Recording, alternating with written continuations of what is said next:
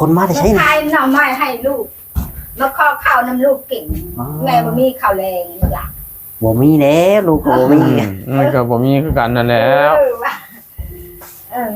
ว่าเอาห่วงชุบมาขอข้าวแรงว่ะ เอาแล้ว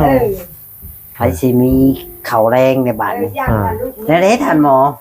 จะมีข้าวให้เพิ่นหรือว่าแลกเปลี่ยนเพิ่นมาขอ เฮ็ดจังไดเนาะ อันนี้ข่อยก็บ่จักแล้ว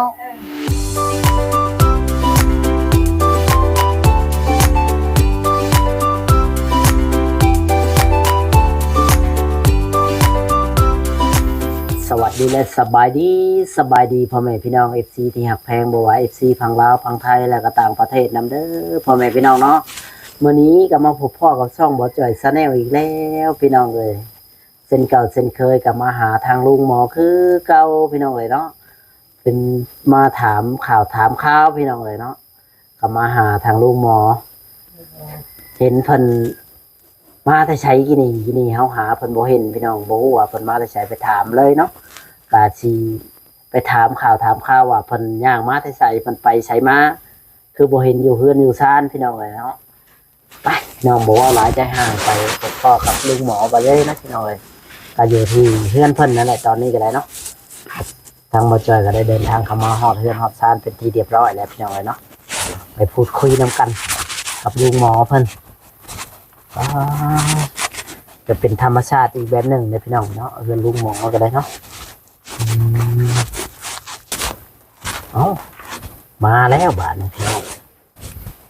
เป็นไรขึ้นนั่งแบบนั้นสบายดีป้าน้องเสือสีแดงแทงใจแท้ถามหมอธรรมดาพี่น้อง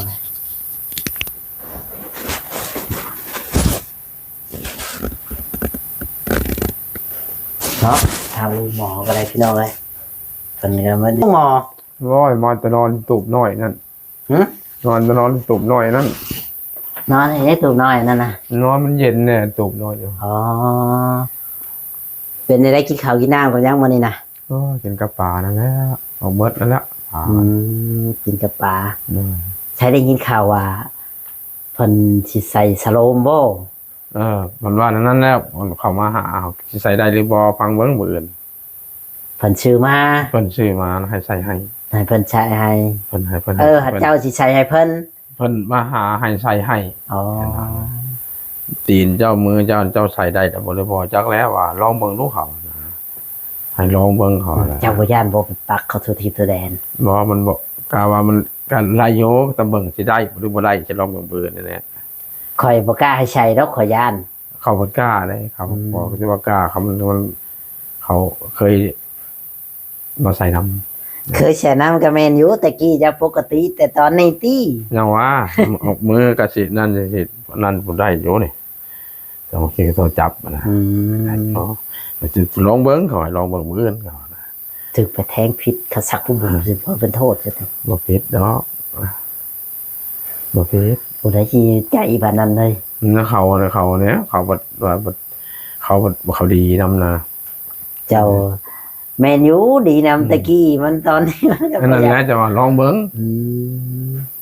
ลองเบิ่งเนาะ ลองเบิ่งมันได้เลยก็ได้บ่ได้เลยก็ยาก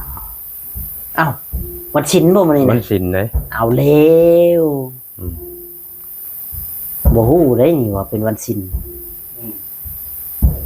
ท่านหมอคือฮู้แท้ โอ้แล้ว มื้ออื่นดวงพอก็หนาวเข้าอีกแล้วเนาะ เลย หนาวอยู่บ่ เพ่งแล้วว่าเบิ่นบ่มันเพ่งเบิ่นนี่บ่ก็แฮมน่ะ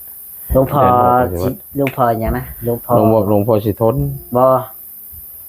หลวงพ่อทางไหลบ่ได้มาบ่ บ่ได้เป็นมาเลย อ๋อ สมเบิ่งกันเขามาเบิ่นเนี่ย2คนนึงเนาะเขาเลือกให้ใส่ให้เขาบอกว่ายายังได้ยายังแล้วบอกเขาไปซื้อมานะเขาไปซื้อมาเบิ่นแล้วสิใส่ให้เขาใส่ให้แน่ให้ไปใส่ห้องหมอบ่ไปเขาแบบใส่น้ำตาลหมอนี่นะเคยใส่เคยสิว่าอะไรก็เขาเคยปั่วน้ำเคยใส่น้ำนะแต่มือซ้ำนี่นี่ก็สินั่นอยู่กันว่าซ้ำนั่นนะซักสิบ่จักซัก สิบ่กล้าซักว่านะซักก็มันคันซักมันสิหักหลอดยาได้บ่ได้แล้วก็มันยังอ่อนน่ะสโลมนี่มีแต่ทาแล้วก็หัดแล้วก็แทงเอา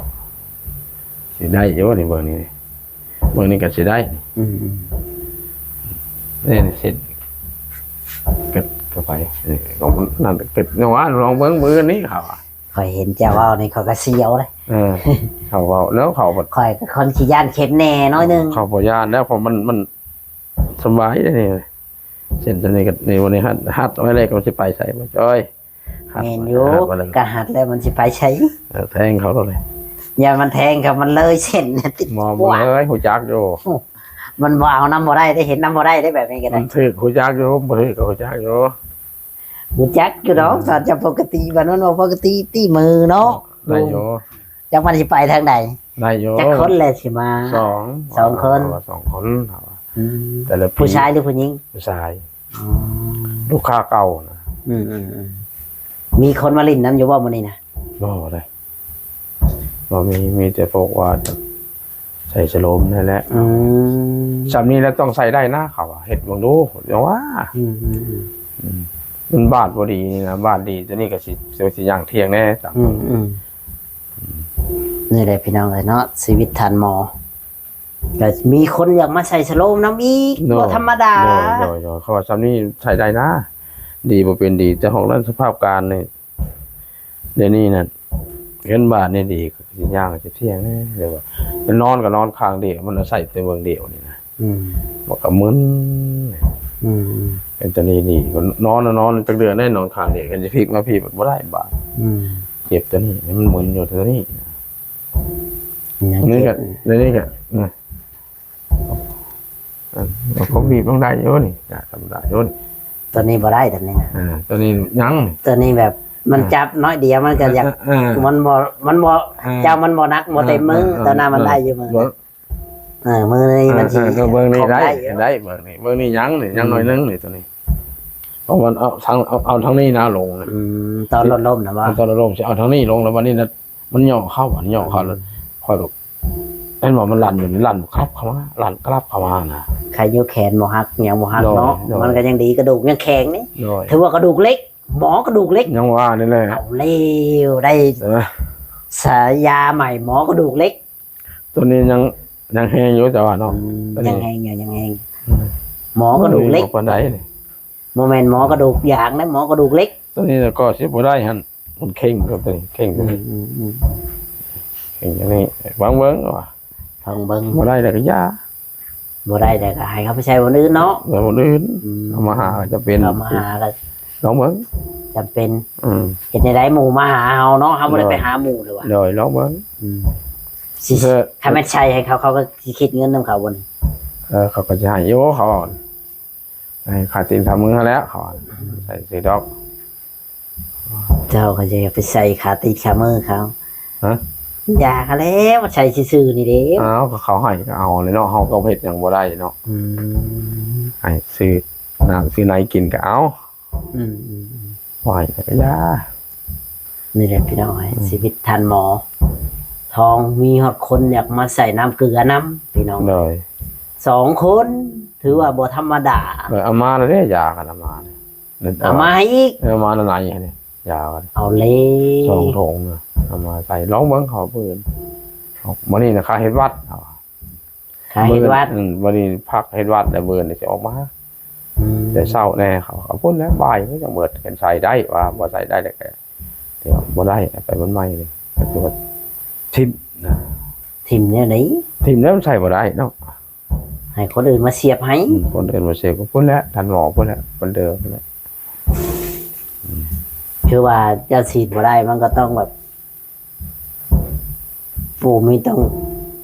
แนวขาเสื้อฉีดมันนี่เห็นว่ากันเลย ครบบนทะเลเนาะอยากเห็ดได้ โมเมนต์ชีมาลุมมาลุยไปโลโลเลเล เนาะ มันก็เป็นไปบ่ได้ไม่ได้พี่น้องเนาะวิทย์ทันหมอ ชมว่าเป็นฉายาหมอกระดูกเล็ก ตอนนี้ใส่ฉายาใหม่เนาะหมอกระดูกเล็ก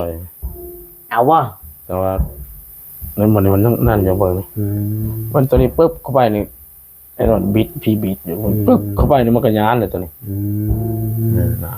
แบบมันตึงกึกเนาะแบบว่า มันนอนลงจังซี่เด้ แบบมันกระแทกแล้วมันย่อเข้าไปเอ้าผู้ใดน่ะมาเอ้าคนมาได้ ลู ใช่ ก น่ะ ชายหน่อไม้ให้ลูกมาข้อข้าวน้ำลูกเก่ง แม่บ่มีข้าวแรงล่ะ